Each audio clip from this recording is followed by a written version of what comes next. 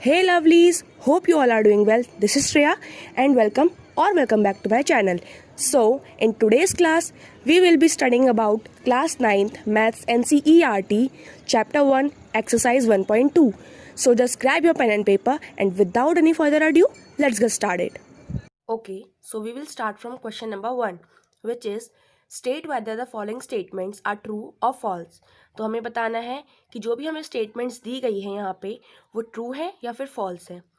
And secondly justify your answers, और हमें उनका एक रीज़न देना है that why these are true और why these are false. So the first point is every irrational number is real number. हमें ये बताया गया है कि सारे के सारे इरेशनल नंबर्स रियल नंबर होते हैं.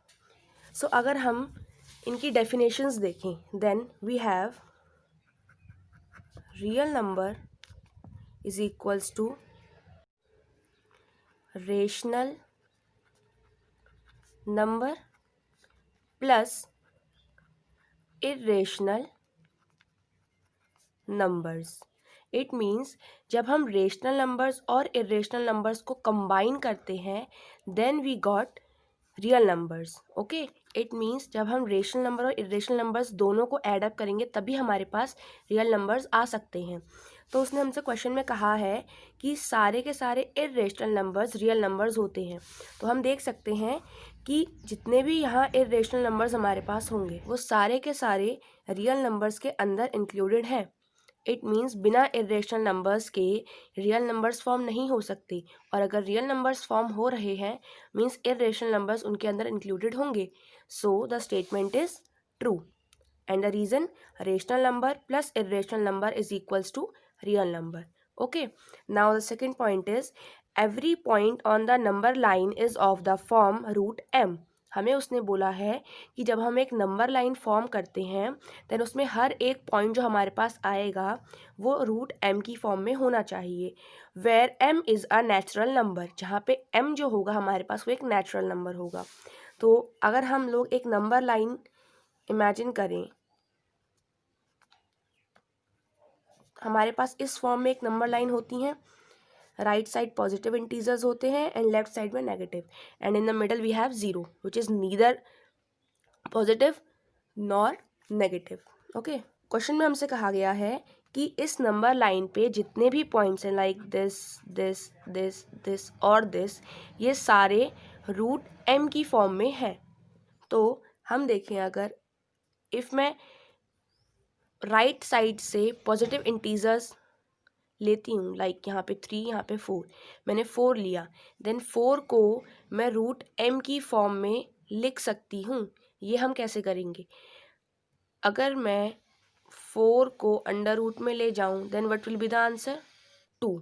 मीन्स रूट 4 को हम सिंपली 4 को हम अंडर रूट एम की फॉर्म में शो कर सकते हैं. इट मीन्स पॉजिटिव इंटीजर्स जितने भी होते हैं including zero, okay, zero and then positive integers जितने भी होते हैं वो सारे रूट एम की फॉर्म में आ सकते हैं. बट नेगेटिव इंटीजर्स कभी भी रूट की फॉर्म में नहीं आते. इफ़ मैं सेम एग्जांपल्स देती हूँ नेगेटिव टर्म में, इट विल बी -4. अगर हम -4 को अंडर रूट की फॉर्म में रखेंगे देन सी 4 के लिए क्या होता 2 इंटू 2. देन तभी तो जब 2 कॉमन है एक पेयर बाहर आया, बट यहाँ पे -4 है. इट मीन्स हमारे पास नंबर्स क्या होंगे या तो -2 इंटू 2 और 2 इंटू -2. बट यहाँ पे -2 और 2 सेम नहीं है, यहाँ पर भी 2 और -2 सेम नहीं है. मीन्स ये अंडर रूट में ही रहेगा, इसकी वैल्यू बाहर नहीं आएगी. So this is contradicting our statement that every point on the number line is of the form root M. तो हमारा ये स्टेटमेंट क्या हो जाएगा false, and the reason will be because negative number cannot be the root of any number. Negative numbers का कोई भी root नहीं होता. Okay, now the third point is every real number is an irrational number. सारे के सारे real numbers irrational numbers होते हैं. It means हमने अभी पढ़ा था that real numbers is equals to rational number plus irrational numbers. उसने हमसे क्वेश्चन में कहा है कि सारे के सारे रियल नंबर्स इर्रेशनल नंबर्स होते हैं। मीन्स जितने भी रियल नंबर्स होंगे वो सारे के सारे इर्रेशनल होंगे। पर हमने देखा कि रियल नंबर्स रेशनल नंबर्स और इर्रेशनल नंबर्स को ऐड करके बनते हैं। मीन्स रियल नंबर्स में हाफ रेशनल नंबर्स होंगे और हाफ इर्रेशनल होंगे। हाफ से ज़्यादा या कम हो सकती है क्वांटिटी। रेशनल नंबर और इर्रेशनल नंबर होना कंपलसरी है। तो हमारा जो स्टेटमेंट है वो फॉल्स है, बिकॉज उसने बोला है सिर्फ इर्रेशनल नंबर्स ही रियल नंबर्स को फॉर्म करते हैं। But real numbers also contain rational number. Real numbers में रेशनल नंबर्स भी इंक्लूड होते हैं। Okay, so question number 2 is, are the square roots of all positive integers irrational? क्या सारे के सारे पॉजिटिव इंटीजर्स का स्क्वायर रूट इर्रेशनल होता है? ओके, इफ नॉट, अगर नहीं, give an example of the square root of a number that is rational number. तो हमें एक ऐसे नंबर का एग्जाम्पल दो जिसका स्क्वायर रूट एक रेशनल नंबर हो। मीन्स हमारे पास जितने भी पॉजिटिव नंबर्स होते हैं like 1, 2, 3, 4 and up to infinite, तो इनके जो भी स्क्वायर रूट्स होंगे, जितने भी हम इनके स्क्वायर रूट्स निकालेंगे वो सारे इर्रेशनल नंबर्स होते हैं। ये हमसे क्वेश्चन में पूछा है। देन उसने पूछा है इफ़ नॉट, अगर ऐसा नहीं है देन हमें एग्जाम्पल दो एक ऐसे पॉजिटिव नंबर का जिनका स्क्वायर रूट निकालने पे वो इर्रेशनल नहीं आए। ओके, सो हमने आंसर क्या लिखा है? नो। मीन्स कि सारे पॉजिटिव इंटीजर्स का स्क्वायर रूट इर्रेशनल नहीं होता, रेशनल भी होता है। Okay, then we have given the example, if we take a positive number say 9, से मीन्स लेट, हमने एक एग्जाम्पल लिया है खुद से, मीन्स 9, हमने बोला कि हमने एक नंबर लिया है खुद से, सपोज किया है दैट इज़ 9। अगर हम इसका स्क्वायर रूट करें which will be equal to 3।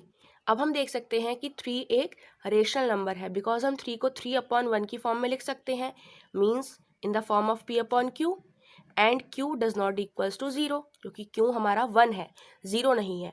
So it means कि हमारे पास पॉजिटिव इंटीजर्स हैं जिनका स्क्वायर रूट करने पे हमारे पास रेशनल नंबर आएगा।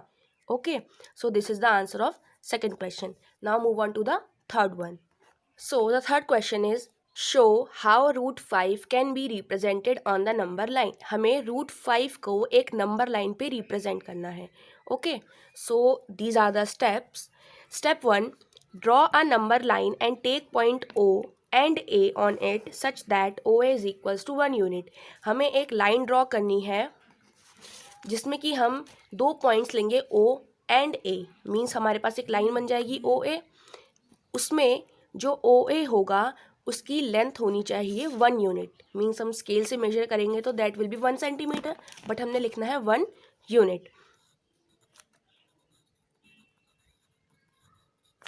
Step 2, draw BA perpendicular OA। हमें BA एक लाइन फॉर्म करनी है जो कि उस OA लाइन के परपेंडिकुलर होनी चाहिए।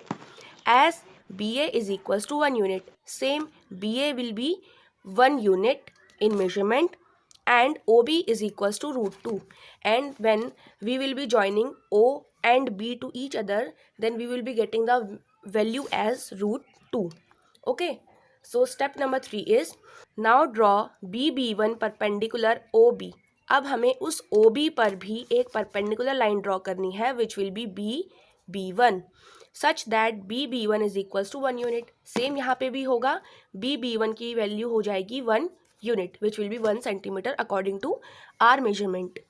Then OB1 is equals to root 3 unit, और OB1 की वैल्यू आ जाएगी रूट 3, बिकॉज हमारे पास रूट 2 बना, देन 1 यूनिट ऐड हुई तो 1 रूट 3 यूनिट बन जाएगा। Okay, step 4, now draw B1 B2 perpendicular OB1।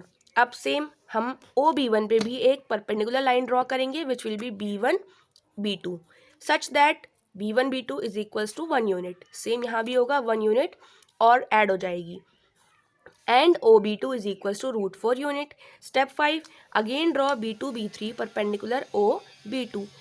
फिर लास्ट में हमें अगेन B2 B3 एक लाइन ड्रॉ करनी है which will be perpendicular to OB2 such that, इस तरीके से B2 B3 is equals to 1 unit. Same हम लोग 1 यूनिट का ही डिस्टेंस लेंगे उनके बीच में, जॉइन OB3। फिर जब हम लोग O और B3 को ज्वाइन करेंगे एक लाइन फॉर्म करने के लिए, then it will be equals to √5 unit. और यहाँ पे हमें लास्ट में √5 मिलेगा हमारी नंबर लाइन के ऊपर, जो कि हमें क्वेश्चन में पूछा गया था। Okay, so I really hope कि आप सभी को मेरी वीडियो हेल्पफुल लगी होगी। If you feel so then please turn the black thumb blue and don't forget to subscribe to my channel. अगर आप चाहते हैं कि जैसे ही मैं न्यू वीडियो अपलोड करूं तो आप सभी को नोटिफिकेशन मिल जाए, then please turn the notification bell. I will meet you in the next video. Till then stay safe and study well.